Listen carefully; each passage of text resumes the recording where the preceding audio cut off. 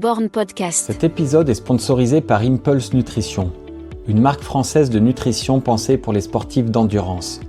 Impulse Nutrition propose une gamme complète pour l'avant, le pendant et l'après-entraînement, mais aussi des compléments alimentaires du quotidien que j'utilise personnellement toute l'année sur les conseils de ma diététicienne. Le magnésium et les oméga 3 pour la récupération et le bon fonctionnement musculaire, les multivitamines et le collagène marin dans les grosses périodes d'entraînement et la vitamine D systématiquement en hiver. Impulse Nutrition développe ses produits avec une vraie exigence de qualité et une approche globale de la santé du sportif au service d'une performance durable. Avec le code BORN, vous bénéficiez de 15% de réduction sur votre première commande et vous soutenez ainsi le podcast dans son développement. Merci à Impulse Nutrition et maintenant place à l'épisode. Born Podcast. Salut Jérémy, merci beaucoup d'avoir accepté l'invitation. On est chez toi au port du Luberon en fait, là, au nord de Aix. T'es d'ici quand même je pense parce que t'as l'accent, j'avais jamais trop fait gaffe. Déjà, merci à toi de m'accorder cette interview, ce podcast. C'est un plaisir de t'accueillir. Effectivement, on est au pied du Luberon, donc dans le Vaucluse, sur une petite ville Pertuis, donc au nord d'Aix-en-Provence et vraiment au pied du Luberon. Alors non, je suis pas d'ici. On en parlera peut-être un petit peu après. Moi, je suis des Ardennes. J'ai vu que tu avais fait un podcast avec Farouk il y a pas très longtemps de mémoire. Et puis la petite anecdote fait qu'on est presque de la même génération. On s'est connus adolescents. Voilà. Par l'athlé ? Par l'athlé, par l'athlé, on était dans le même club, donc le GRAC Giver 20 Athletic Club. Et puis on a fait des interclubs et il y a une photo qui est assez anecdotique où en fait il y a 3 futurs coachs olympiques dessus avec Aziz Zidane, le coach de Méline, moi-même ainsi que Farouk. Donc j'aurais bien aimé qu'on parle un peu en ce moment, tout le monde en parle beaucoup de la chaleur, l'entraînement, des courses à la chaleur, avoir ton avis. Et j'aurais bien aimé qu'on parle vraiment de l'intersaison en vue du marathon de Valence, tiens. Comment tu le gères avec tes athlètes? Je sais que vous y participez souvent. Ouvrir un peu sur la prépa marathon, savoir si tu as changé quelques trucs depuis tant d'années. Et parler un tout petit peu aussi de ta relation avec Nicolas Navarro quand même. Parce que c'est comme ça que moi je t'ai connu. Alors déjà, la chaleur, qu'est-ce que tu en penses? En ce moment, on lit beaucoup, faut courir le matin, faut annuler les courses, repousser les courses. Toi qui vis dans le sud, comment tu vois tout ça? Ouais, il y a un risque sur la santé, donc forcément, il y a quand même des adaptations à avoir. S'adapter à la fois à l'entraînement et puis sur les courses. Ce qui me peine énormément, je vois sur les courses, on a une espèce d'approche un petit peu écolo, mais pas forcément qui dit son nom ou pas forcément vraiment fondée parce que effectivement on va supprimer les bouteilles, mais qu'est-ce que ça représente? Une bouteille ou 2 bouteilles par participant sur un événement, donc on peut se mettre en danger avec à la fois la chaleur, peut-être des ravitaillements qui sont moins adaptés aux conditions de course. Donc je pense vraiment qu'il y a des réflexions à avoir sur cette chaleur, comment courir au quotidien à l'entraînement face à cela, et puis aussi en compétition, à la fois les organisateurs de nous mettre dans les moins mauvaises conditions, et puis aussi nous en tant qu'athlètes d'être le plus rigoureux et le plus sérieux possible, d'être relativement prêt quand on fait une course ou quand il fait chaud, et puis aussi d'adapter nos allures de course et puis nos objectifs quand il fait super chaud. Là, je vois tu étais sur Fréjus hier sur le 10 km et puis le 5 km. On voit que les perfs elles sont quand même nettement en retrait, et je pense que quand on prend le départ d'une course, quand il fait très chaud, il faut savoir que on va perdre un petit peu de temps, il faut s'adapter aux conditions. Mais après, c'est intéressant aussi, il faut voir les choses autrement. Moi, je pense, tu vois, on regarde moins le chrono, mais on regarde la place, on sait qu'on finit devant quelqu'un qui était devant nous la course d'avant. Tout à fait. Moi, je trouve ça bien de changer un peu d'état d'esprit. Mais par contre, et tu dis, il faut se préparer à la chaleur, il faut quand même aller courir un peu en chaleur, quoi. Même si, progressivement, si tu veux faire une course en chaleur, au bout d'un moment, il fait chaud, on est pas obligé de faire avec, non? C'est ça, oui, sur l'entraînement. Alors, ce que je peux préconiser, c'est d'arriver à faire des bouts de séance ou des petites séances, mais beaucoup plus courtes avec un volume vraiment adapté quand on fait vraiment des séances spécifiques ou le soir après le boulot, et d'essayer de privilégier peut-être des sorties un petit peu plus longues le matin quand on peut ou quand il fait moins chaud. En fait, il ne faut pas rajouter de la mauvaise fatigue sur la fatigue de l'entraînement au quotidien, quoi. Ouais. Donc d'arriver à alterner des runs le matin quand il fait plus frais et aussi le soir quand les conditions sont plus chaudes. Et quand les conditions sont plus chaudes, jouer à la fois sur les allures, donc courir un petit peu moins vite, jouer aussi sur la récupération, donc récupérer un petit peu plus longtemps entre les intervalles, et puis aussi moduler le volume total de la séance. Donc faire tout un petit peu moins et aussi moins vite quand on court avec des conditions chaudes. Un peu comme si tu étais en altitude, quoi. Oui, tout à fait. Oui, tu fais vraiment un bon parallèle. Effectivement, quand on est en altitude, on a tendance à courir moins vite. De toute façon, physiologiquement, enfin, on court moins vite parce que on est en manque d'oxygène, on a une dette. On a du mal aussi à récupérer, donc il nous faut souvent un petit peu plus de récup. Et puis le facteur durée d'effort ou volume, peut-être qu'en altitude on garde peut-être un petit peu le même volume. J'aurais tendance à dire oui sur une vraie prépa marathon ou même sur une prépa foncière. Mais là, dans des conditions chaudes, je trouve qu'on a quand même beaucoup de pertes à la fois en eau. Donc voilà, il faut arriver à complémenter à la fois en eau et aussi en électrolyte. Donc c'est pas forcément évident. On se laisse souvent un petit peu emporter en fait. On n'est pas forcément tout le temps raisonnable. Ouais. Donc, vraiment les athlètes, voilà ce que je leur conseille vraiment, c'est de faire moins de volume, moins vite, et puis aussi de bien s'hydrater. Et vous, sur le terrain, toi, tu es encore coach fédéral là, à Aix? Oui, tout à fait. Oui, j'entraîne à Aix-Athlée-Provence. Donc j'entraîne sur place. J'ai presque une cinquantaine de licenciés quand même au club d'Aix-Athlée-Provence. Après, je fais aussi du coaching perso à distance. Mais ma principale activité, effectivement, elle est sur Aix-en-Provence, au sein du club, en tant que coach bénévole, tous les mardis et jeudis soirs. Et aussi le week-end où généralement, ils viennent chez moi sur Pertuis et sur la plaine de la Durance. Ok, donc vous faites ça un peu quand il fait très chaud, vous essayez de délocaliser un peu quand même? Ouais, alors on délocalise surtout en début de prépa où on va un petit peu en nature sur la forêt de Bibébus, donc au pied de la Sainte-Victoire. Après dans la prépa marathon, on vient vraiment chez moi le week-end parce que tu vois c'est tout plat, on a la vallée de la Durance, on fait des sorties où il n'y a pratiquement aucun dénivelé, il n'y a pas de voiture. Sur les chemins, sur les routes sur lesquelles j'emmène mes athlètes, alors qu'autour d'Aix, c'est vraiment relativement escarpé. On n'a pas vraiment de parcours vraiment très très plat pour préparer un marathon performance. Et puis aussi, il y a beaucoup de voitures, quoi. C'est vraiment autour d'Aix-en-Provence, c'est une région quand même qui est très urbanisée et c'est relativement dangereux de courir en groupe sur la route, y compris le week-end. Ouais. Et vous maintenez beaucoup de pistes. Il y a beaucoup de meetings et tout dans la région là. Alors des meetings, oui, on arrive à trouver. Mais l'offre, elle est quand même moins importante que chez toi en Rhône-Alpes. Oui, tout à fait. Ouais. Chez nous ici, il y a quelques meetings. Il y a des beaux meetings. Aix-Athlée en a organisé un avant-hier, donc vendredi soir, où il y a eu quand même de jolis perfs, à la fois sur le sprint et puis un petit peu sur le demi-fond aussi. Il faut savoir qu'on a vraiment une bonne école sur le sprint et puis sur les haies. On a vraiment 2 pépites là en ce moment sur les haies. Donc ça a couru vraiment très très fort sur le 100 mètres haies féminin. Et puis après on a quand même quelques meetings à la fois sur Marseille, sur Martigues. On a de quoi faire. Voilà. Ok. Et est-ce que du coup tes athlètes, tu as quand même une grosse partie de routard ou... Oui. Désormais j'ai pratiquement que des routards. J'entraîne encore un tout petit peu quelques pistards, mais ça fait quelques années que j'en entraîne pratiquement plus. Alors que je viens de la piste, paradoxalement, il y a 15 ans en arrière, j'entraînais plutôt des milers, donc entre 1500, 3000 jusqu'à 5000, puis des steeplers aussi. Ok. Et tiens, oui, j'ai oublié de parler de toi au départ. Tu courais, tu as fait des super chronos sur marathon et tout. J'ai l'impression que tu cours moins en ce moment. Oui, alors je cours moins en ce moment parce que je suis blessé depuis une grosse année, une année et demie. Donc j'ai enchaîné quand même pas mal de prépa physique. Donc malheureusement, je ne peux pas enchaîner, je ne peux pas courir. Ça a commencé une fracture de fatigue il y a 1 an et demi maintenant, pendant l'hiver 2025. Et puis malheureusement, au mois de septembre dernier, je me suis fissuré le tendon d'Achille. Et c'est vraiment une blessure qui est vraiment très très longue à soigner. Voilà, ça fait 9 mois maintenant. Et j'ai du mal à m'en dépaître. Clairement, c'est une blessure que je n'avais jamais connue jusque maintenant.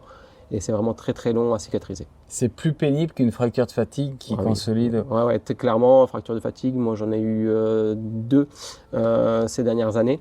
En 3 mois, 2 mois et demi, on peut retrottiner dessus. Et puis au bout de 3 mois et demi, on peut refractionner dessus. On a toujours une espèce de douleur fantôme pendant encore de nombreux mois derrière. Mais par contre, l'os, il est consolidé. À partir du moment où on a le cale osseux qui est solide, il n'y a aucun souci derrière, on peut aller dessus. Alors qu'une fissure du tendon d'Achille, franchement, c'est vraiment très très très très long à soigner. Et fracture de fatigue, c'était de quel os? Alors j'ai fait l'aileron sacré, comme beaucoup depuis le carbone et surtout les mousses en fait. Moi, ouais. Toi aussi tu as eu? Ouais. D'accord. Ouais, donc aileron sacré droit il y a 3 ou 4 ans en arrière. Et puis le métatarse. Et le métatarse. Ah ouais, ça il y en a moins par contre. Il y en a moins, mais carbone. C'était pas vraiment pour moi c'est pas vraiment une fracture de fatigue liée à pas que à l'activité sportive. En fractionnant, j'avais des chaussures en plus pas carbone assez fines et sur un caillou en fait. Le pied, j'ai tapé sur un caillou et puis le métal il a fissuré. Et comment tu analyses la fissure du tendon d'Achille? Toi qui es coach, est-ce que tu essaies de ne pas faire la même erreur que tu as peut-être fait sur toi?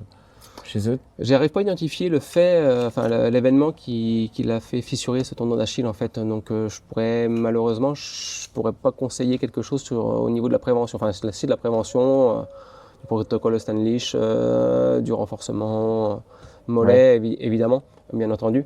Par contre, cette fissure, c'était à la reprise courant août, début septembre. Et puis à un moment donné, j'avais mal au tendon. On a tourné autour en se demandant est-ce que c'est une tendinite. Et puis on a fait écho, on n'a rien vu. Et puis ça traînait, IRM. Et là, on a vu qu'il y avait une fissure qui était présente. Donc, ouais. Voilà. Ok. Et tu penses que ça peut être quoi je sais pas, le stress quotidien, tout ce qui est Oui, c'est autour? possible. Ouais, le stress quotidien fait partie évidemment vraiment des sources de blessures des sportifs. C'est souvent négligé. À la fois stress familial, stress lié au travail. Tout type de stress engendre vraiment un facteur de blessure beaucoup plus important que ce qu'on imagine. Ouais. Et tu as envie de recourir ou? Oui, Ouais. franchement, j'ai clairement envie de recourir. Quand je fais 2,22 à Valence il y a 1 an et demi, je suis master, je vais avoir 43 ans. Je me dis peut-être la barre des 2,20, elle est atteignable. Voilà, suivant la prépa que j'avais faite, je pense qu'il y avait encore pas mal de marge de manœuvre. Et puis après, on se dit, passer Master 2 d'ici 1 an et demi, 2 ans, d'aller chercher un record de France au Master 2, c'est quelque chose qui était accessible. Malheureusement, là, je vois que ça s'éloigne un petit peu et que j'ai du mal à reprendre, donc on verra. Record de France Master 2, tu sais ce que c'est? Alors, il était autour de 2,21 quand moi j'ai battu le record en 2,22. Il y avait Steph Valenti qui était sur la même course. Ah oui, c'est vrai. Et qui le visait. Et comme je ne l'avais pas rattrapé, je pensais qu'il l'avait battu, mais il a abandonné malheureusement. Donc, je ne sais pas s'il a bougé ce record entre-temps. Ok. Ok. Et du coup, tes athlètes, tu les suis en vélo là? Alors, moi, j'aime bien participer aux séances avec eux. Quand on fait une prépa collective et que je suis en forme, je m'intègre au groupe et puis je ferai une grosse partie de la prépa avec eux. Après, c'est vrai que quand je coachais Nico Navarro, là, je l'accompagnais énormément à vélo sur ses sorties longues et aussi sur ses sorties en semaine dès que je pouvais me libérer et qu'on pouvait anticiper un petit peu la séance par rapport au groupe. Généralement, je le rejoignais à la fin de l'échauffement et puis je le paissais à vélo le jeudi sur sa séance de VMA longue et aussi le dimanche sur sa sortie longue. Ok.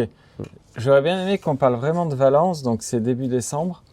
Qu'est-ce que tu préconises là, un été comme ça qu'est-ce qu'il faut faire? Si on veut faire un gros chrono à Valence pour des athlètes de bon niveau, c'est quoi selon toi ce qu'il faut faire? Ouais, alors sur ma vision à moi, parce que il faut rester humble. J'ai pas non plus la science infuse et je n'estime pas le meilleur des coachs ou le coach qui va correspondre à tout le monde en fait, parce que ça va correspondre à certains profils. Je pense que ça correspondra pas à d'autres. Et à c'est quel comme ça. profil tu dirais que tu corresponds et à quel tu corresponds pas? Alors je pense que je corresponds à des profils qui sont plutôt endurants et qui sont vraiment orientés vers le long.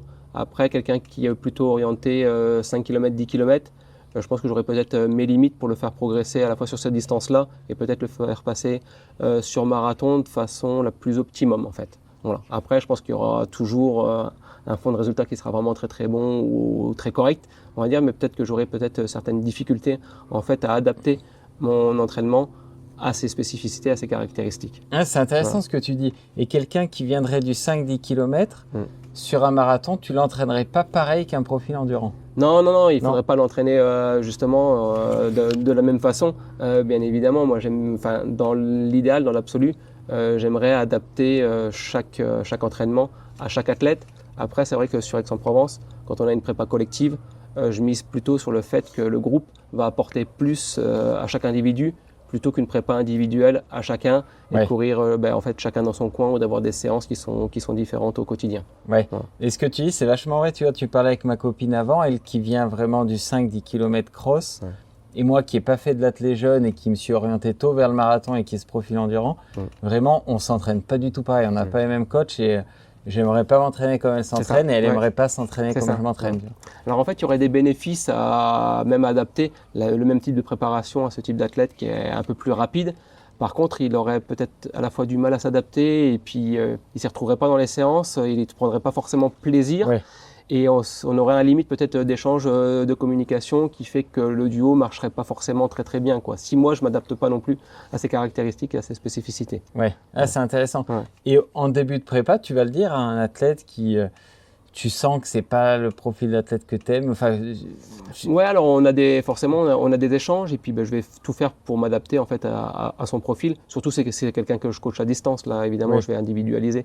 Après quand c'est quelqu'un que j'accueille dans le groupe. eh bien, on va échanger et puis je vais lui dire parfois tu vas avoir un petit peu de difficulté sur certains types de séances, mais ne t'inquiète pas, c'est parce qu'elle n'est pas forcément adaptée à ton profil. Par contre, sur la semaine, tu auras aussi d'autres séances sur lesquelles tu seras beaucoup plus à l'aise et puis essaie de capitaliser dessus, quoi. Ouais. Et puis après, on module aussi certains volumes et certaines allures sur certaines séances en fait, pour que lui aussi s'y retrouve.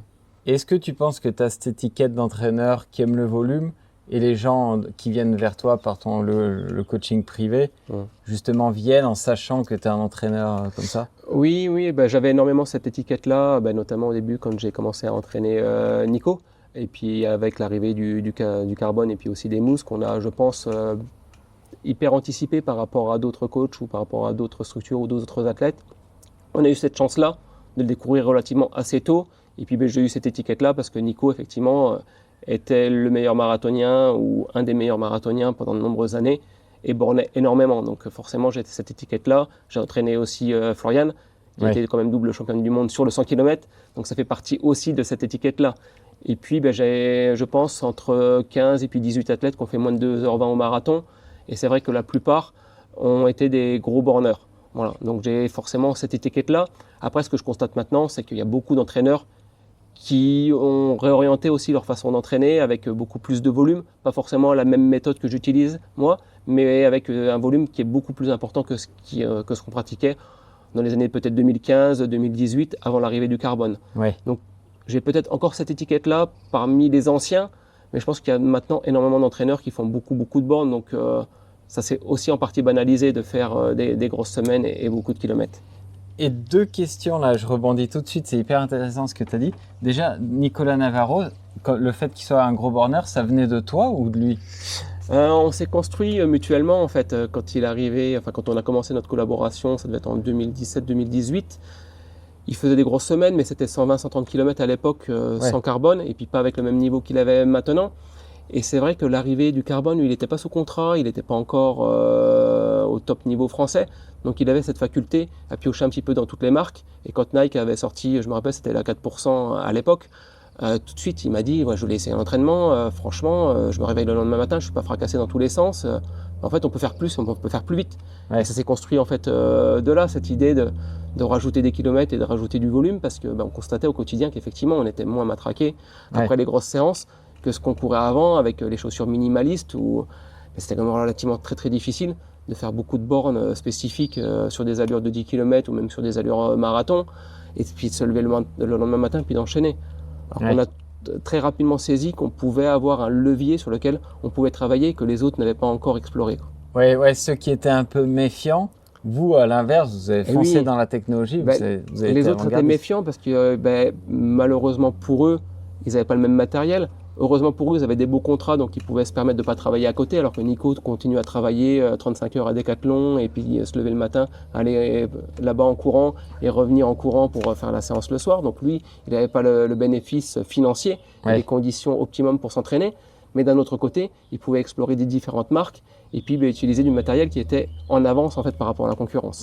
Ouais, c'est intéressant parce que tu as les athlètes qui sont pas sous contrat, qui essayent différentes paires. Des fois, c'est un avantage. Ça peut être un avantage, effectivement. Ouais. Par contre, après, tu n'as pas l'avantage financier. Oui. Et puis, où tu as de l'argent de côté et puis tu peux te permettre de partir en stage, de pas travailler, puis de t'entraîner 2 fois par semaine et puis de borner et de consacrer vraiment toute ton énergie à cette pratique sportive qui s'oriente vers le haut niveau. Où malheureusement, tu n'as pas ces avantages et puis à un moment donné, tu fais un choix, quoi. Ouais. Voilà. Et là, dans l'été, donc si la prépa vous attaque, c'est une prépa assez classique d'une douzaine de semaines, j'imagine. C'est vrai que je me suis un peu éloigné de ta question initiale, mais en fait, voilà ce que je conseille vraiment à 5-6 mois de l'objectif de Valence début décembre, c'est courant juin, début juillet, de faire sa petite coupure estivale, d'arriver à faire autre chose. Début juillet même. Ouais, même début juillet, ça, il n'y a aucun souci. Voilà, on continue à enchaîner quelques petites courses en ce moment, des 10 km, éventuellement même un semi. De faire sa coupure même des trails, estivale. Ouais, ou même un petit trail qui passe, mais vraiment se faire plaisir. Faire sa petite coupure, donc maintenir quelques footings, aller vers du vélo, peut-être d'autres sports, aller nager en mer si on a l'occasion, ou faire ses propres vacances. Et puis d'arriver vraiment à faire une base foncière sur juillet et août, donc orienté avec du travail foncier, avec du travail de côte, du travail aussi en nature, pas mal de faire avec la nature. Moi j'adore vraiment en août, quand on commence à refractionner, d'aller chez nous, là au pied de la Sainte-Victoire, sur le plateau de Bibémus, où c'est hyper agréable de courir. On n'a pas de repère chrono, on n'a pas de montre, enfin on a la montre qui nous fait les laps, mais on n'a pas d'allure. Et puis on vient travailler en nature avec des côtes, des descentes, des relances.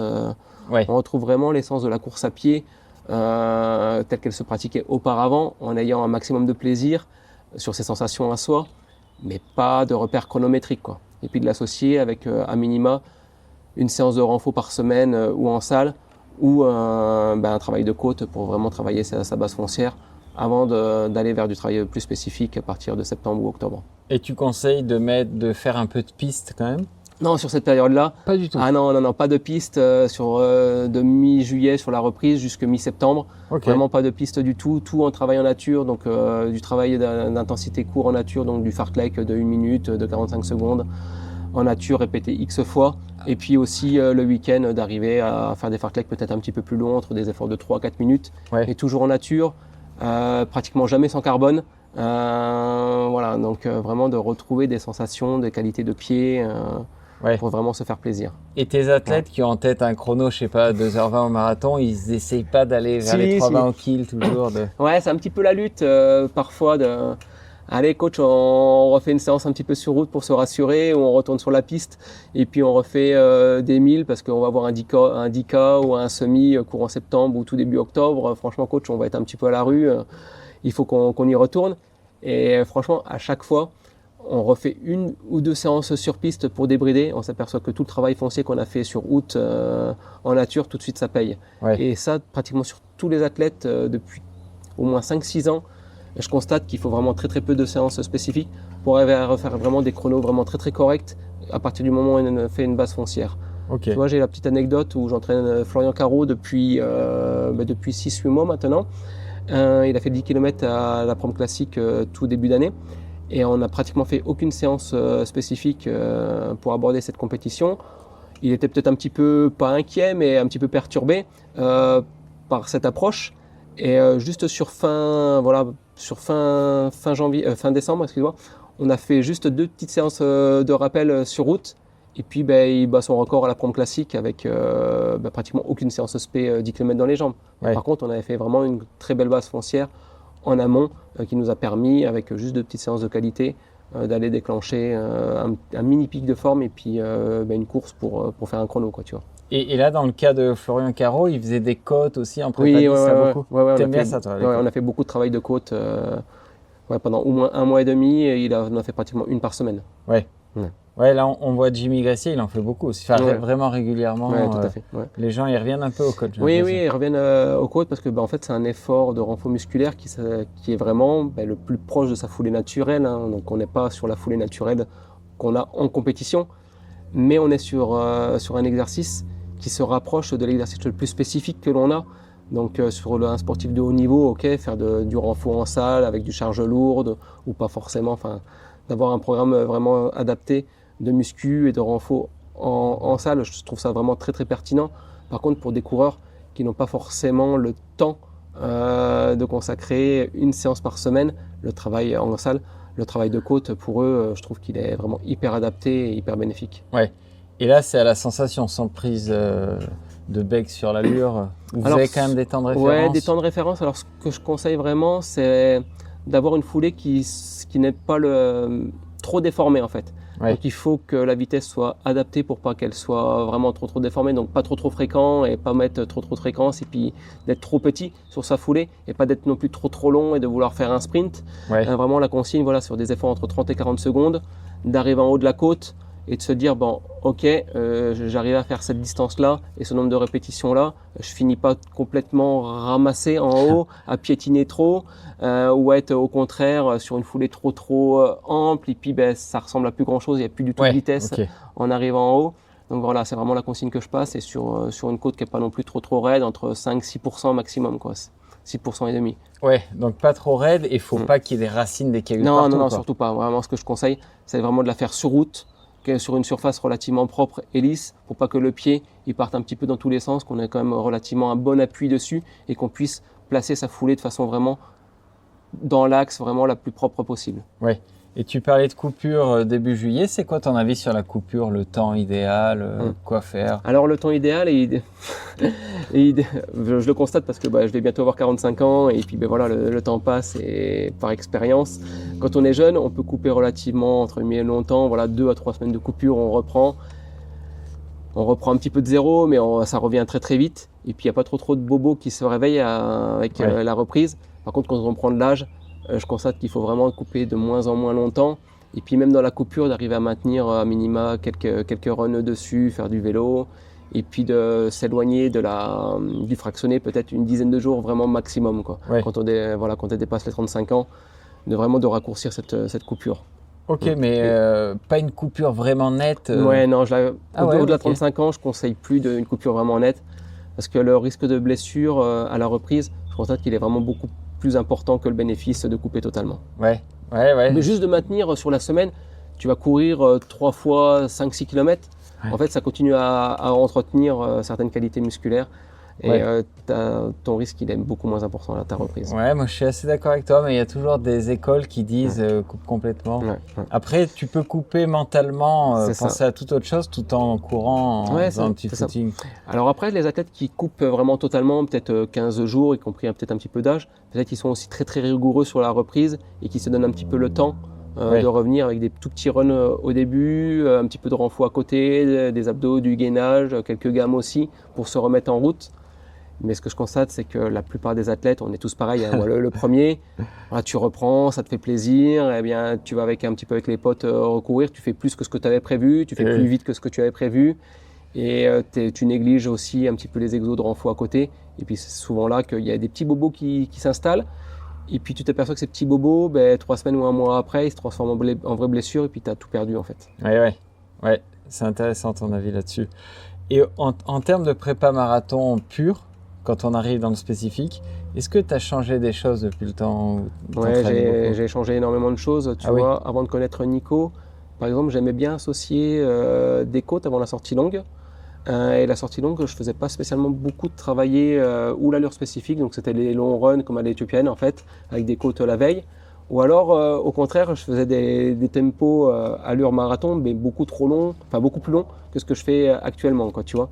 Donc j'aimais bien cette approche de pré-fatigue et puis sortie longue le lendemain, avec ou pas d'allure marathon, mais des longs runs, ou alors de l'allure marathon, mais avec des grosses sections qui laissaient vraiment beaucoup trop de traces, quoi, tu vois. Ouais. Et j'ai constaté qu'avec l'arrivée du carbone, on peut peut-être aussi multiplier les sollicitations dans la semaine. Donc maintenant, je consacre vraiment une sortie longue avec de l'allure marathon dedans, et puis du volume, et puis de la pré-fatigue aussi dans la semaine, mais un peu plus éloigné que ma sortie longue marathon. Tu penses, tu vois, tu disais le contraire sur Florian Caro et le 10 km, tu penses que pour le marathon, il faut vraiment faire de l'allure spécifique? Oui. Après, pendant la prépa marathon, je pense que vraiment là, il faut vraiment faire de l'allure spécifique marathon dedans.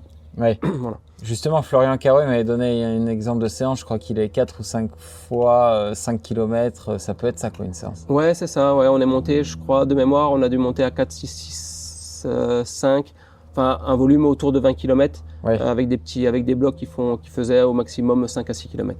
Voilà. Ok. Tu vois, c'est une évolution aussi par rapport au carbone. Maintenant, sur des athlètes plus confirmés, je pense que je pourrais remonter maintenant à 6 ou 7 km d'allure marathon. Alors qu'avec Nico, on s'est contenté, on a fait 4 fois 5 km, on a dû faire 5, 6, 6, 5. Une fois, on n'est pas beaucoup monté au-delà de 20 km avec Nico. Mais maintenant, je pense que je pourrais me le permettre en fait. Ok. Voilà. Et tu fais jamais faire par exemple 15 km le marathon? Non, ça on n'a jamais fait. Ah oui. Ouais, ça on n'a jamais fait. Et pourquoi par exemple? Je trouve que c'est hyper lassant en fait. Ah oui, c'est hyper lassant. Je trouve que ces séances-là, on peut les encaisser bien évidemment, enfin c'est que entre guillemets de l'allure marathon, donc de monter 2 fois 15 km à l'allure marathon ou 2 fois 12 pour être très confirmé. Je pense que ça pose aucun souci sur le point de vue physiologique. Par contre, la charge mentale, elle est hyper importante parce que j'exige quand même que sur ces séances-là, l'allure elle soit vraiment très respectée à 1 ou 2 secondes kilo en plus ou en moins, mais pas au-delà. Donc il y a quand même une charge mentale sur ce tempo qui est vraiment hyper long en fait. Et sur des athlètes confirmés, il faut tartiner quand même. Enfin, c'est pas anodin. Quand Nico, je le paçais à vélo, on était comme sur 2,58, 2,57 sur les 5 km. c'est quand même des allures qui sont quand même relativement soutenues. Il faut pas trop se manquer, quoi. Donc Ouais. voilà. Je trouve que mentalement, ça laisse, ça puise énormément. Et puis, du point de vue physiologique aussi, il faut arriver à se ravitailler dessus. C'est pas forcément évident. Pour moi, ça laisse quand même beaucoup trop de traces. Ah, moi, Ouais. j'ai eu à le faire, ça 2 fois 11 km. Ouais, déjà, tu y Ouais. penses quelques jours avant. Et quand tu as fait 11 km, tu es content, mais tu qu'à la moitié. Quoi. T'es qu'à la moitié de ta séance et tu te dis comment ça va se passer, est-ce que tu avais un vélo pour t'accompagner ou pas, Ouais. est-ce que t'as peut-être ta compagne qui t'accompagne quand c'est sur ce type de sortie Ouais, ou un groupe. non, souvent tu es tout seul, Ouais, parce souvent, que t'es dans tout seul. ton allure, ouais, des fois Ouais, c'est c'est ça. compliqué. Ouais. Ouais. Et en plus, et le problème, moi, même si je l'aime bien cette séance, c'est que si tu la passes pas, ça t'est pas arrivé, ça te met un petit coup au moral. Ah, ça te met un coup au moral, effectivement, ça te met un petit coup de bâton sur la tête, là, t'as un coup de bambou après la séance. C'est évident parce que c'était la grosse séance de la semaine. Tu peux pas la reprogrammer 2-3 jours après. Ce type de séance, c'est Ouais. quand même relativement compliqué, surtout si t'as puisé, si t'es allé assez loin dans ta séance. Donc tu peux pas non plus la reprogrammer quelques temps après. Puis c'est des séances aussi qui sont importantes dans une prépa marathon. On va faire peut-être entre 4 et 6 sorties longues vraiment orientées spé marathon. Quand tu commences à en louper une et puis une comme celle-ci, elle va te manquer aussi dans ta prépa. Donc Ouais. Et, ouais. et des tempos à l'éthiopienne et à la kenyane, t'en donnes encore quand même? Ouais. Alors j'en redonne un petit peu maintenant. Auparavant, j'en donnais pas forcément beaucoup parce que de mon point de vue, qui est pas forcément vrai, on grillait une cartouche dans une prépa pour faire vraiment une sortie longue avec du tempo marathon. Par contre, on peut faire différemment. En fait, ton allure marathon, on l'a replacer dans la semaine sur des sorties qui sont moins longues, avec un long run à l'éthiopienne le week-end avec une pré-fatigue la veille qui peut être un rappel d'allure 10 bornes avec des 800, des 1000 ou des 1200 sur un volume entre 8 et 12 km. Et puis le lendemain, effectivement, d'enchaîner ton long run à l'éthiopienne où tu t'approches à 20 secondes de ton allure marathon et puis tu déroules des kilomètres et des kilomètres. Effectivement, ça, on peut le faire. Je trouve que c'est puissant aussi. On y laisse aussi pas mal de traces. Et quand on est en groupe, généralement, ça dérive trop en fait, où en fait chacun veut rester avec son copain, et puis tu t'aperçois que ton long run à la kenyane, pour une bonne partie du groupe, ça se rapproche à ton allure marathon parce que tu veux être avec le copain qui est trop fort et lui il comprend pas que tu es encore avec toi, donc il va en rajouter un petit peu et puis ça dégénère en fait, tout simplement. Et tu t'aperçois qu'en groupe, je trouve que c'est très très difficile d'avoir cette rigueur. De s'imposer cette rigueur, de courir ton long run à l'éthiopienne sur ta vraie allure sur laquelle tu dois la courir. Ouais, voilà. Ok. Par contre, un athlète que je entraîne à distance, ça, effectivement, je peux réintroduire ce type de séance sans souci. Parce que je sais qu'il va respecter la consigne. Et tu disais que les très longues fractions allure marathon, t'es pas trop pour. Est-ce que du coup, tu préconises de faire un semi ou un 10 en course? Oui, tout à fait. Ça, on peut l'intégrer dans la prépa, tu vois, 4-5 semaines avant la prépa. Il y a 2 options, où tu fais ton semi à bloc et puis tu vas essayer de taper un record et au moins c'est un jalon dans ta prépa qui est validé puis ça te rassure et puis tu recharges le week-end qui suit avec des longs runs allure marathon et puis tu as capitalisé ça et tu te dis que dans ma prépa marathon j'ai été capable de sortir un gros semi record ou un gros semi qui s'approche de mon record et, en ne l'ayant pas vraiment préparé vraiment très très spécifiquement où on a fait quelques petits rappels de tempo semi, mais pas forcément une ou 2 séances spé qui vont bien dans ta prépa semi. Ou alors il y a la deuxième approche où dans ta semaine entre guillemets classique de ta prépa marathon, tu vas avoir tes 21 km sur ton allure marathon ou très légèrement supérieure. Et puis ça vient asseoir ton volume général de la semaine. Et là tu te dis en fait j'ai profité de ma compète avec les ravitaillements qui sont placés tous les X kilomètres, avec du monde autour de moi, sur lequel j'ai pu optimiser ma prépa marathon au tempo, et puis j'ai pu faire 21 km pratiquement à une allure continue, avec du monde autour de moi qui m'ont aidé, et dans un cadre qui m'a rassuré, qui est le cadre d'une compétition où je ne suis pas perdu au fin fond de la pampa tout seul, à me poser 1000 questions, à me dire mais qu'est-ce que je fais là sur ma sortie longue, quoi. Et qu'est-ce que tu penses des datas et du double seuil dont on parle beaucoup en ce moment? Ouais. Alors il y a 2 questions du coup. Je vais évacuer rapidement le double seuil. Je trouve que c'est hyper adapté pour des athlètes qui sont professionnels ou qui ont une organisation professionnelle ou semi-pro. C'est-à-dire qui ne travaillent pas ou très très peu dans la semaine, qui peuvent se permettre de doubler en ayant sur leur journée notamment double seuil, assez d'écart entre les deux pour faire une bonne sieste, de bien manger, de bien se reposer entre les deux, et puis d'arriver à espacer vraiment leur double seuil de façon optimum pour à la fois récupérer, optimiser ce qu'ils vont faire à la fois le matin et le soir. Par contre, des athlètes qui continuent à travailler à côté, qui ont une charge de famille, qui ont un stress au quotidien avec du transport pour aller bosser, du stress pour aller bosser, du stress au quotidien à la fois famille et puis boulot. Je leur dis honnêtement, il y a d'autres moyens pour arriver à performer sans introduire de double seuil qui va vous apporter une charge mentale et physique vraiment beaucoup trop importante par rapport à votre quotidien de vie. On va aller la plupart du temps vers la blessure ou le burn-out sportif et ça va être vraiment hyper contre-productif. Donc tous les athlètes que j'entraîne à distance et qui n'ont pas une orientation professionnelle, je ne leur fais pas faire du double seuil. Il y a des athlètes qui m'ont dit ok, on arrête. Et j'ai dit ok, il n'y a pas de souci, on arrête parce que moi je te ferai pas faire ça parce que je considère qu'on va aller dans le mur et mon but à moi c'est pas de te péter ou te foutre dans le fossé et que tu puisses plus courir après quoi. Ouais. Voilà, clairement de mon point de vue c'est pas adapté à ton rythme de vie, donc on va pas faire ça. Par contre je veux bien te coacher avec une façon différente. Voilà. Okay. Par contre un athlète professionnel ou semi-pro, évidemment le double seuil il a quand même fait ses preuves. Et on va pouvoir activer d'autres leviers sur la préparation parce que on va pouvoir faire plus de volume à une certaine intensité et on va pouvoir capitaliser énormément dessus sur le double seuil avec le carbone et les mousses à côté. C'est des outils mais qui sont fabuleux par rapport à 10 ans en arrière. Ouais. Et tu vois, moi, pour en faire du double seuil, pour travailler et faire un peu de double seuil, on parlait du stress des grosses séances. Ouais. Une journée de double seuil, moi, je trouve ça presque facile. Toi, c'est plus facile pour toi? Ah ouais, après c'est une orga, mais une fois que tu es organisé, tu vois, les allures, tu n'appréhendes pas du tout, parce que si tu respectes, c'est presque facile, tu vois, dans la charge mentale, elle n'est pas énorme en fait, quand tu as le temps. Ouais, tu as tout dit, il y a à la fois le temps et aussi respecter. Ouais. Et bon, ça fait 15 ans que j'entraîne maintenant. Quand entraîner en groupe, c'est très très difficile que chacun respecte, et à distance, parfois c'est aussi difficile d'entraîner quelqu'un à distance parce que tu n'es pas là au quotidien pour lui rappeler que là, cette séance-là, elle va être dure, elle s'inscrit dans un micro-cycle de 4-5 jours ou 5-6 jours sur la semaine qui s'inscrit elle-même sur un cycle de 3 semaines d'entraînement, quoi, tu vois. Ouais.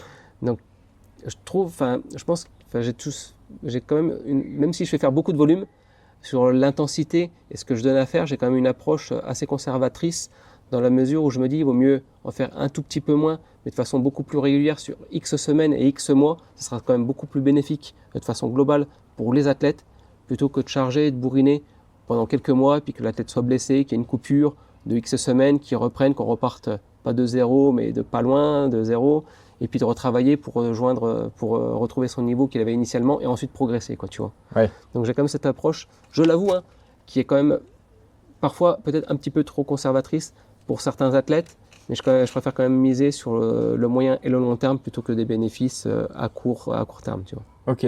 Et si on parle un peu des datas? Ouais. Okay. Alors ouais, les datas, je trouve qu'il y a quand même des formidables outils maintenant. Il y a quand même pas mal de choses à explorer là-dessus. Donc après, ça prend du temps d'analyse. Ouais. Voilà. Ouais. Il faut que les outils soient fiables. Les montres au poignet, les datas, enfin le cardio, on sait qu'il est pas bon. Et les lactates et tout, par exemple. Ouais. Ça, tu peux pas le faire avec tes 50 non, athlètes, non, avec tous les athlètes que j'ai, malheureusement, je peux pas le faire. C'est aussi onéreux. C'est quand même un coût. Oui. Donc avec Nico, on n'avait pas eu le temps de l'introduire. Tu vois, je sais qu'il l'a utilisé ces derniers mois de son côté avec son nouveau coach. Et je trouve que c'est vraiment une belle évolution et ça permet vraiment de cibler tes zones de travail de façon beaucoup plus précise que ce que l'on peut faire jusqu'à maintenant sans les datas, quoi. Ouais. En prépa marathon, tu mets quand même des côtes régulières aussi par semaine? Ouais, j'essaie de réintroduire toutes les 3 semaines une séance de côte pour remobiliser justement. Toutes les 3 semaines. C'est pas forcément évident. Ouais. Surtout que si tu réintroduis des compétitions dans ta prépa, tu vois, si tu as un semi à 4 ou 5 semaines de l'objectif, juste après ça, tu peux pas le refaire et puis rapprocher trop proche du marathon. Pour moi, c'est pareil, tu vois, en fin de prépa marathon, tu as une fatigue générale qui fait que réintroduire une séance de côte, il y a plus de risques que tu te chopes un petit bobo plutôt que de t'apporter énormément, quoi, tu vois. Ouais. En théorie, sur le papier, j'aimerais bien la repositionner, mais la plupart du temps, j'hésite et puis je le fais pas parce que je me dis Dans le groupe, il y en a toujours un qui va vouloir renflammer cette séance-là pour X raisons. Donc, je l'évacue. Et puis, à distance, on échange avec la tête. Et puis, je dis, OK, moi, ça me semble nécessaire.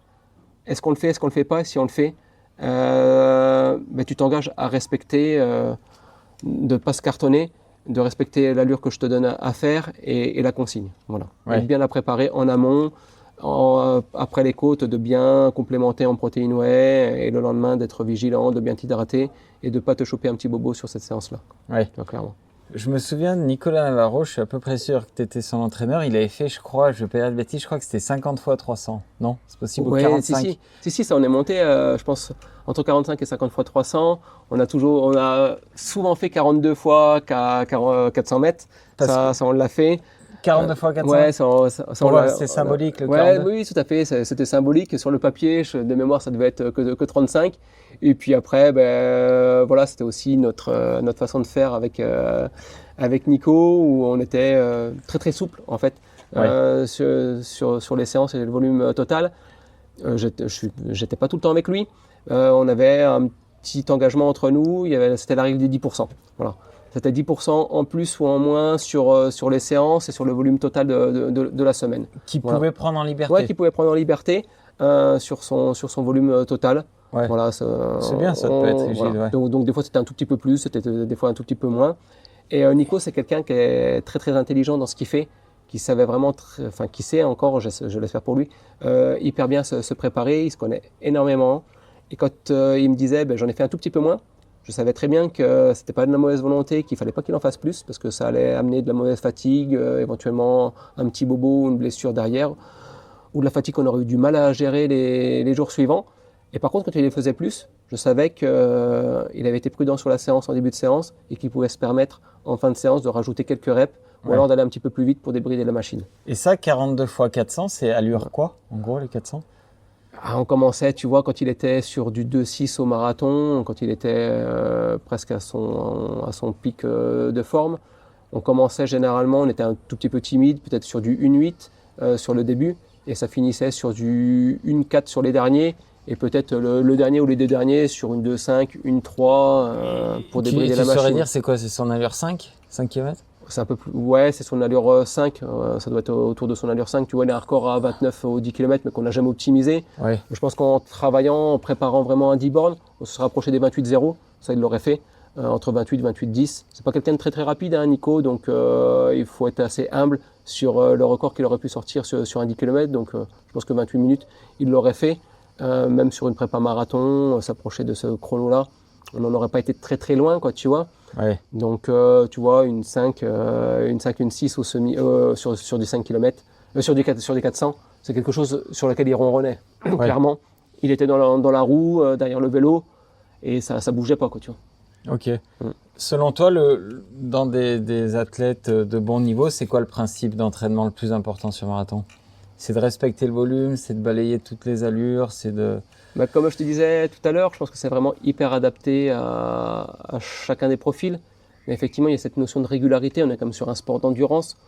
Donc il faut être vraiment très très régulier dans sa prépa, sur tes 3 mois de prépa spécifiques. Il faut vraiment qu'il y ait des belles semaines et puis des beaux cycles d'entraînement avec le volume qu'on a défini préalablement. Et puis aussi sur tes séances, vraiment d'y accorder une belle importance sur tes sorties longues. Et puis aussi 2 ou 3 fois par semaine, d'avoir des sorties où tu vas au moins jusque 20 km, 20, 22 km au total, avec entre 10, 12, 13 km d'actifs dedans, quoi, tu vois. Ouais. Et si tu as quelqu'un, je te donne un cas concret, si tu donnes 4 fois 3 km allure marathon à un athlète qui travaille, qui est fatigué un soir, qui ne peut pas tenir l'allure, tu vas lui dire quoi? Tu vas lui dire fais les 3 fois 4 km un peu plus lent, ou fais-en que 2 ou 3, mais à l'allure. Ouais, je pense que je serais plutôt sur une approche de faire un petit peu moins d'intensité et de maintenir le volume sur ta prépa marathon, de se dire c'est toujours des kilomètres qui sont pris, même s'ils sont inférieurs à ton allure spécifique, c'est toujours ça de prix en termes de kilomètres. Et puis si tu es par exemple 5 ou 10 secondes plus lent, en fait, éventuellement si tu prends le mur, c'est peut-être aussi une allure refuge sur laquelle tu vas peut-être arriver à te restabiliser pendant quelques kilomètres avant éventuellement de décéder un petit peu plus sur ta fin de course, quoi, tu vois. Si au 34-35e kilomètre, tu sens que tu commences à être un petit peu dans le dur, eh bien, tu te recales peut-être 8-10 secondes plus lent. Ben, sur 10 km, ça te fait qu'1 minute 20 de perdu, quoi, tu vois. Donc c'est pas trop préjudiciable par rapport à ton objectif que tu avais initialement. Et si ton corps a imprégné cette allure-là, c'est toujours plus facile de se retrouver sur un petit peu cette allure refuge en fin de course, plutôt que de se dire mince, en fait, mon corps il est pas du tout adapté à courir 10-15 secondes plus lentement. C'est la débandade, j'explose total et puis ben là, je perds 30 ou 40 secondes à chaque kilomètre. Et là, l'addition, elle peut quand même être lourde sur ta fin de prépa, quoi, tu vois. Ah, c'est intéressant, ça, ce que tu dis sur l'allure refuge. C'est vrai qu'on parle jamais du plan B sur marathon, ou rarement du plan B sur marathon. Toi, tu le fais avec tes athlètes? Alors, je le fais, ce plan B.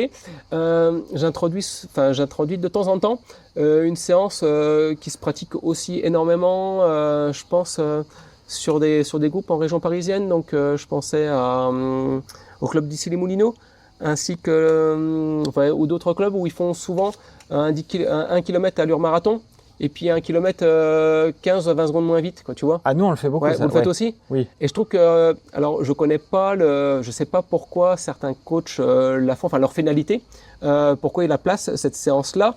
Mais moi je l'utilise en fait justement pour travailler cette allure refuge, de se dire on a 1 km à allure marathon et puis on a 1 km de tempo beaucoup plus lent, à 15 secondes plus lent.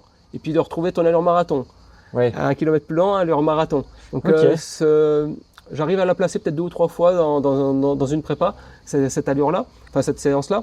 Et je la trouve assez intéressante parce que effectivement, ça te permet de t'approprier une allure que tu travailles vraiment très très rarement dans ta prépa. Et cette allure que tu travailles très très rarement, elle peut te permettre d'être une allure refuge si t'arrive quelque chose sur ta fin de marathon et de pas tout lâcher en fait.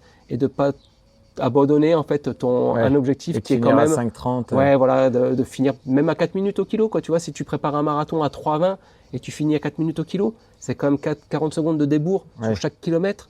L'addition elle est quand même hyper lourde à la fin si tu pètes au 35e, quoi, tu vois. Ça fait mal quand même sur ton chrono, tu passes d'un 2h20 peut-être à un 2h23, 24, 25 à ton... Alors ça reste des chronos quand même relativement très très bon, surtout pour la plupart des auditeurs qu'on espère avoir sur ton podcast, mais c'est quand même 5 minutes de perdu, quoi, tu vois. Ça peut faire mal sur 8 km. Alors que si tu arrives à perdre que 15 secondes, tu perds que 15 secondes. Et juste pour en venir à la séance dont tu parles, je crois que le but d'origine, c'est d'apprendre à resynthétiser le lactate quand même. C'est des séances qui sont dures. Notre coach c'est des séances qui sont dures et j'aime bien les mettre, tu vois, sur après les côtes, justement, parce que tu resynthétises. Voilà, tu viens faire ton tempo, oxygénation, où tu resynthétises. Le lendemain de ton travail de côte, je trouve ça vraiment hyper intéressant aussi de la placer après un effort où tu t'es venu taper dans le muscle. Quel est selon toi le meilleur moyen de foirer son marathon? Le meilleur moyen le meilleur ou les meilleurs moyens? Les meilleurs, je veux bien. Les? Oui, les. Allez, je vais te balancer ça un petit peu en vrac. Forcément, partir sur des allures qui sont trop optimistes pour toi, que tu n'as jamais travaillé en entraînement, ou que tu as travaillé en entraînement et puis tu as senti que c'était vraiment trop limite. Donc ça, clairement, c'est la première erreur. La deuxième erreur, c'est de courir avec des chaussures avec lesquelles tu n'as jamais couru dans ta prépa. Donc c'est aussi le meilleur moyen de choper des ampoules ou de foirer ta course. Ça, à ton niveau, tes athlètes, il y en a pas beaucoup qui le font. Non, il y en a plus qui le font. Clairement, il y en a plus qui le font. D'avoir mal préparé ton ravitaillement, d'avoir pas préparé ta stratégie de ravitaillement sur tes sorties longues, donc de pas avoir testé tes vrais gels que tu vas utiliser. Ok, maintenant les gels ça coûte peut-être 4 balles ton gel, donc c'est aussi un petit budget.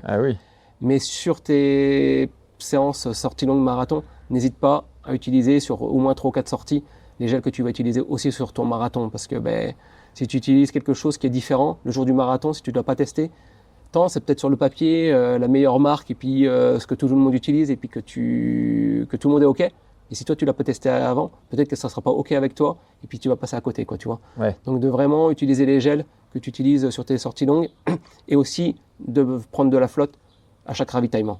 Chaque 5 km, tu prends ton gobelet ou ta bouteille si tu es à Valence et puis qu'on a encore la chance d'avoir des bouteilles, tu bois quelques petites gorgées. Même si c'est quelques petites gorgées, mais tu bois tous tes 5 km, tu travailles ça et en flotte, quoi, tu vois. Moi, quand je parle à des gens, je suis toujours étonné, ils négligent la logistique à côté. Des fois, tu as des mecs qui vaudraient 2h10 sur marathon. Ouais. et qui ont une logistique, mais ça, Ah non, mais ça rend fou, ça. l'impréparation, moi, chez certains athlètes, je citerai pas des noms pour pas les mettre un petit peu mal à l'aise, mais effectivement, des fois, j'ai Ou les le poils. repas de la veille, ça même Ouais, pas c'est encore ça. ce qu'ils vont Ça me manger hérisse à les 20 poils. heures. Ils sont C'est complètement fou, à ça. l'arrache. À 20h la veille au soir, ils savent pas ce qu'ils vont manger. Il faut qu'ils aillent en faire 3 courses et puis ils trouvent rien et puis ils mangent n'importe quoi. Leur petit déj le matin aussi, c'est catastrophique. Et puis ils me disent, ouais, ben sur la course, coach, demain matin, tu me conseilles quoi en termes de ravitaillement? Je prends mes gels tous les combien? Ouais. C'est Mec, dingue, ça. t'es semi-pro, tu veux faire 2,15 ou 2,12 au marathon et t'en as encore à te poser ces questions-là. Non, je peux t'apporter éventuellement quelques conseils ou te rassurer sur ta stratégie que tu as mis en place ou que tu as envisagée. Dis-moi ce que tu penses faire et puis je vais la confirmer ou éventuellement t'apporter quelques petites modifications. Mais c'est quelque chose que tu dois avoir quand même travaillé avant et à minima réfléchi. Nico, j'avais jamais besoin de lui conseiller ou de lui dire quoi que ce soit. Avant une course, tout était réglé, il savait ce qu'il avait à faire. Son sac était prêt, enfin tout était prêt des jours à l'avance et il savait où il allait, quoi. Et ça, c'est hyper important, je trouve. C'est hyper important et c'est aussi quelque chose qu'on doit aussi travailler sur ses sorties longues précédemment, quoi. Ouais. D'avoir le même petit déj que ta sortie longue, d'essayer de la caler aussi le matin parce que les marathons on va courir le matin, donc ta sortie longue du week-end, essayer de la caler le matin avec le même type de petit déj, avec les mêmes chaussures que tu as, le même type de ravitaillement. Tu as ta gourde, essayer de travailler éventuellement sur une boucle qui te permet de repasser, te ravitailler ou d'avoir quelqu'un à vélo et qui va t'apporter ta gourde. Voilà, c'est des petits détails, des fois organisationnels, qui peuvent être un petit peu lourds, mais honnêtement, dans une prépa, ça peut faire vraiment la différence et ça peut vraiment apporter le gros plus qui te met en confiance le jour de la course et qui te permet de ne pas passer à côté, quoi, Ouais, le jour de la course. ou à l'inverse, c'est vraiment ce qui peut te faire perdre. Ah mais ton bien sûr, ça chrono, peut quoi. te faire perdre mais énormément le jour de la course. Ouais. Donc voilà, comment foirer sa course, d'être mal préparé sur la logistique, de partir vraiment trop vite. Ça, c'est ces grands principes, quoi. Puis après, ce qui peut te faire foirer ton marathon aussi, c'est d'avoir foiré forcément ta prépa, quoi. Ouais. De ne pas avoir été rigoureux, de ne pas avoir été sérieux, et de ne pas avoir soigné peut-être les petits bobos au bon moment, et d'avoir fait peut-être là où les séances de trop aussi. Et la place du mental sur marathon, tu la mets où? Est-ce que tu as des athlètes, par exemple, qui ont le même niveau physiologique et tu sais à l'avance que l'un va réussir son marathon mentalement et que l'autre, il va bâcher au 20e? T'en as? Ouais, alors je présume que ça va mieux se passer pour certains que pour d'autres, mais j'essaie forcément de les rassurer. Par de les le mettre mental? Ouais, par le mental, où je sais qu'il y en a qui sont à niveau équivalent. Quand il va y avoir un petit doute dans la course, malheureusement, ça peut faire dérailler, et puis 8 fois sur 10, eh bien, ça va les sortir de la course. Et malheureusement, j'en ai très peu qui ont abandonné parce que, moi, je sais pas, ils avaient peut-être cette ressource mentale pour arriver à finir, ou dans la prépa, ils avaient tellement fait de kilomètres que c'est un petit peu dur, mais au final, on arrive quand même à relier l'arrivée, et puis on arrive à le finir, quoi, tu vois. Mais effectivement, à un niveau équivalent, je sais très bien qu'il y en a qui vont arriver à se sublimer le jour de la course, donc ils vont aller au-delà de ce qu'on espérait, et puis aller plus vite que ce qu'on a pu travailler, et puis d'autres, eh bien, quand ça va commencer à être dur, le doute va s'installer, et puis là, ils vont perdre des secondes au kilo, et ça va être plus dur pour eux la fin de course, effectivement. Est-ce qu'il y a un lien avec l'entraînement ou souvent ceux qui n'ont pas le mental, c'est ceux qui ont besoin de se prouver à l'entraînement, d'aller toujours un peu trop vite? Ouais, il peut y avoir de ça aussi. Ouais. Moi, j'ai l'impression ça quand même. Tu peux avoir de ça, effectivement, des athlètes qui ont besoin de se prouver à l'entraînement, de se rassurer et qui en rajoutent en termes de vitesse ou un petit peu en termes de volume. Mais comme je fais faire beaucoup de volume, je ne le rencontre pas trop souvent. Mais en termes de vitesse, effectivement, je vois il y en a qui ont besoin de se rassurer, même sur des sorties longues, où je leur demande de l'allure marathon. Puis tu t'aperçois qu'à la fin, sur les dernières reps, à chaque fois, ça part un petit peu en sucette ou ça se transforme presque en allure semi ou voire plus. Ouais. Tu leur dis, mais pourquoi? Ah non, mais je me sentais tellement bien que en fait, c'était facile, donc je voulais finir fatigué. En fait, non, tu finis trop fatigué là, en fait. Et tu fais ça parce que tu avais besoin de voir si tu étais capable d'y aller, quoi. Ouais. Mais non, en fait, il n'y a pas besoin. Ouais, je suis d'accord. Et c'est comme quand on a, je sais pas, 20 fois 400 entraînements. Moi, avec le temps, je comprends de moins en moins ceux qui font les 3 derniers à bloc, quoi. Oui, tout à fait. C'est vrai. Et tu sais, sur ma prépa, quand je fais 2h22 au marathon, dans le groupe, sur les séances sur piste, à la fois la VMA courte et puis l'allure 10 km ou allure 10 km ou VMA longue, ce que j'appelle VMA longue sur la piste, tous ceux du groupe me disaient, mais coach, t'es vraiment un ramier, tu prends aucun relais, tu te planques derrière tout le monde, ok, tu fais une partie au deuxième couloir pour être avec nous, mais qu'est-ce que tu fous? Parce que on sent bien sur les sorties longues que tu es nettement au-dessus de nous. Mais c'est quoi ton approche sur les séances sur piste? Je leur disais, mais moi, je travaille à mon rythme, mais c'est vous qui allez aussi en partie trop vite, quoi. Enfin, clairement, ça sert à rien sur une prépa marathon de se cartonner autant sur la piste et puis d'aller aussi vite. Réduisez un petit peu vos allures et vous verrez que le week-end, vous vous sentirez vraiment mieux sur vos sorties longues et puis ça sera plus bénéfique, quoi, tu vois. Ouais. Et puis ça s'est concrétisé. Voilà, moi, je fais un très très bon semi juste avant Valence. Je fais mon record sur le semi, je fais une 8:40. Je pensais vraiment pas faire ce chrono-là, tu vois, je partais pour 1h10 parce que les allures, mon tempo semi, je les avais plutôt fait autour de 3:20, 3:18, 3:20, et le jour de la course, j'avais vraiment très très bonne jambe, et puis ça a explosé que dans le dernier kilo, quoi, tu vois, en fait, alors que je pensais sauter auparavant. Et puis pareil, sur mon allure marathon, je fais 2h22 à l'arrivée, mais sortie allure marathon, j'ai tout fait autour de 3:20, quoi, tu vois, entre 3:18 et 3:20, 3:21, donc ça correspond au GPS.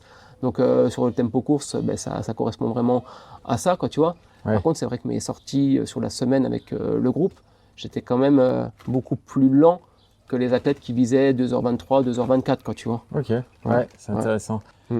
On peut dire 2 mots pour finir sur Bien ta sûr. relation avec Nicolas Navarro. Ouais. Ça s'est terminé quand, au final? Alors ça s'est terminé il y a à peu près 1 an, pratiquement Pas jour plus, pour ça. jour. C'était avant le marathon de Barcelone qu'il avait annoncé.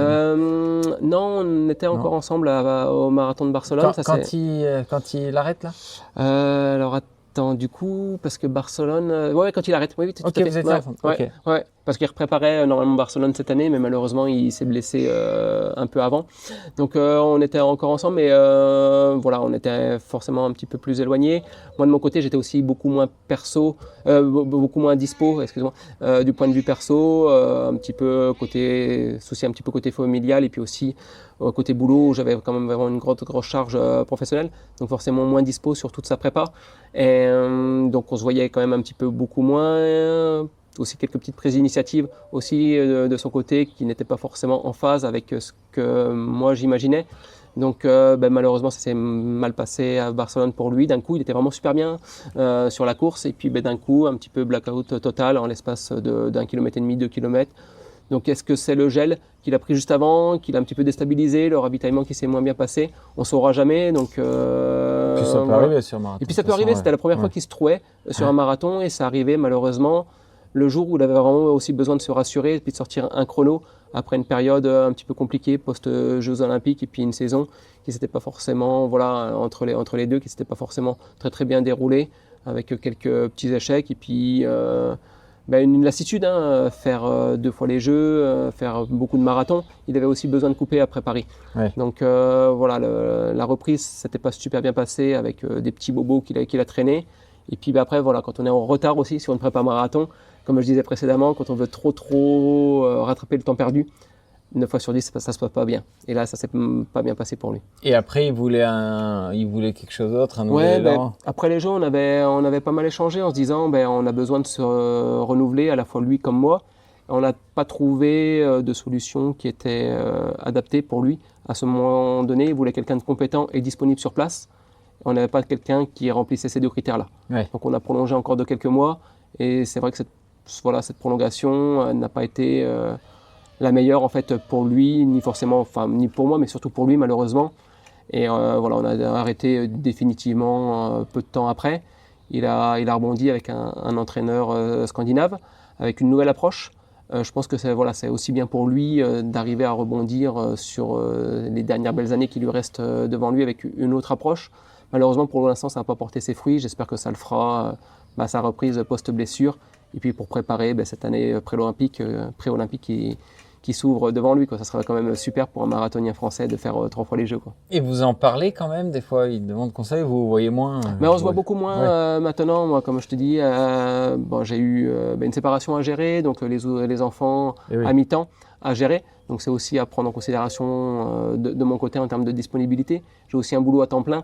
De mon côté, je ne vis pas de l'athlétisme, bien au contraire. Moi, je suis coach bénévole au sein de mon club. J'ai un petit peu de coaching à distance, mais ça ne permet pas non plus de vivre, en fait. Tout simplement, on est dans un sport où malheureusement les athlètes n'ont pas beaucoup de moyens. Donc forcément, l'encadrement, on a encore moins pour les accompagner.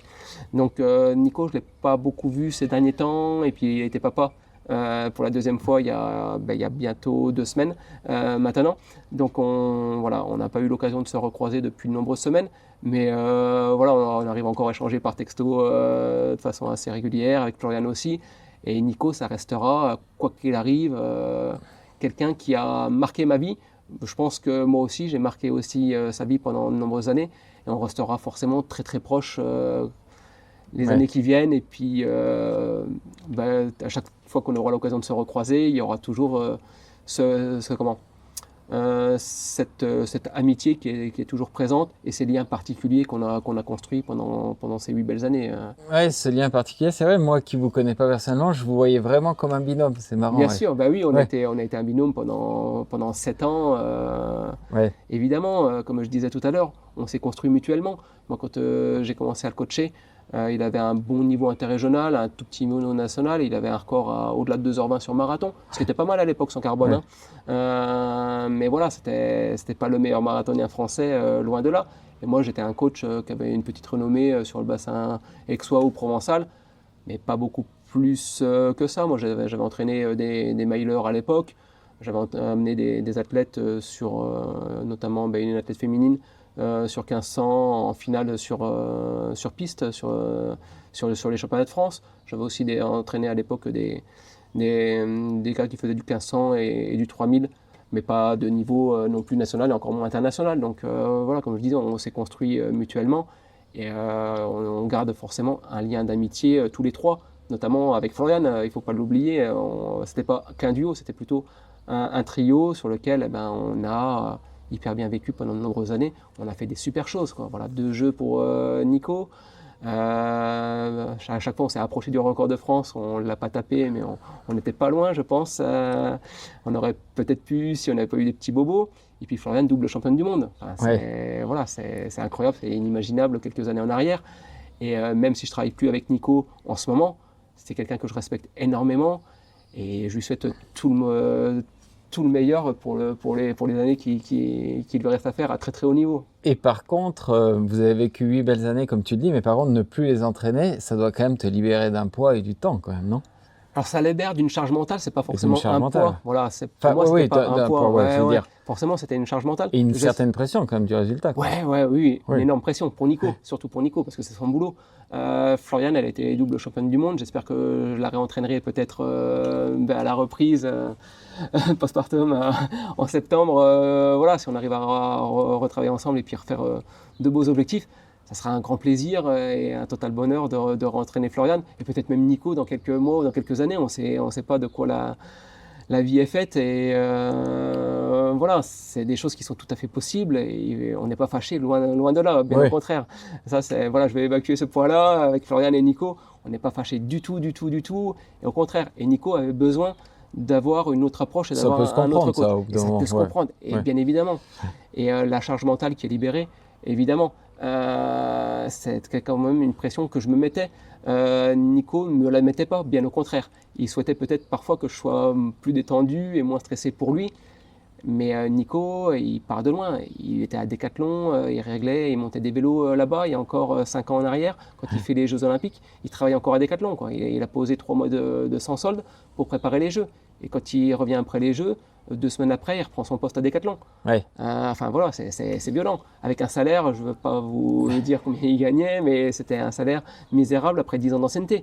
Voilà, donc forcément, quand il prenait le départ d'une course, je me dis, il joue une partie de sa vie professionnelle, si ça foire ou si ça réussit. Donc il y a de la pression, évidemment. Et une dernière question un peu psychologique. Si jamais demain, avec son nouvel entraîneur, il claque un 2h02 et tout, ce serait pas dur pour ton ego? Non, au contraire. Non, au contraire, Au contraire, parce que mais toi, ça remettrait pas tout en question. Tu dirais pas, merde, là, j'ai peut-être mal fait. Non, au contraire, parce que ça serait aussi l'aboutissement de 10 années de sport de haut niveau sur lequel j'ai contribué, j'ai participé. Oui, c'est vrai, c'est bien. Donc moi, je le verrais plutôt dans cette optique-là. Moi, je suis persuadé que s'il n'y avait pas eu ces petits bobos, moins de 2,5, on l'aurait fait, quoi, tu vois. Même quand il fait 2,5,50 à Valence, il s'est frisé les moustaches pendant 40 bandes dans la course. Enfin, il s'est frisé les moustaches et aussi, il a été perturbé. Le fait d'emmener 2 Français avec lui, parce que la qualif pour les Jeux se jouait sur cette course-là, et avec un lièvre n'a pas fait le tempo, quoi. Ouais. Clairement, normalement la course, le deuxième groupe était fait pour aller faire 2,5,0 ou 2,5,10, et les lièvres ont été mauvais, ont été beaucoup trop lents sur tout le début de course. Ouais. Donc ce jour-là, Nico, je vais pas lui dire, tu sors du groupe et puis tu vas courir 35 bandes tout seul, 20 ou 30 secondes devant tout le monde, quoi, tu vois. Donc intelligemment, il s'est calé dedans, et puis on a subi 41 ou 42 km pour arriver au sprint avec Mehdi. Ouais. Mehdi, on savait que potentiellement il était plus fort que lui au sprint. Donc dans la course, je savais au fond de moi que Mehdi allait être devant sur ce sprint-là. Et par contre, je ne savais pas que Morad était un petit peu émoussé, et Morad abandonne au 35e parce qu'il avait une petite blessure à l'ischio qui l'a handicapé. Donc voilà, ils arrivent à 2 à la fin. Le fait qu'Hassan soit blessé, ça passe pour les jeux, et puis il reste athlète prioritaire ce jour-là, quoi, tu vois. Mais ce jour-là, il avait vraiment une forme qui était olympique. Voilà, c'était la qualif pour les Jeux. Il avait une forme olympique ce jour-là. Et moins de 2,5, je savais qu'il pouvait le faire ce jour-là.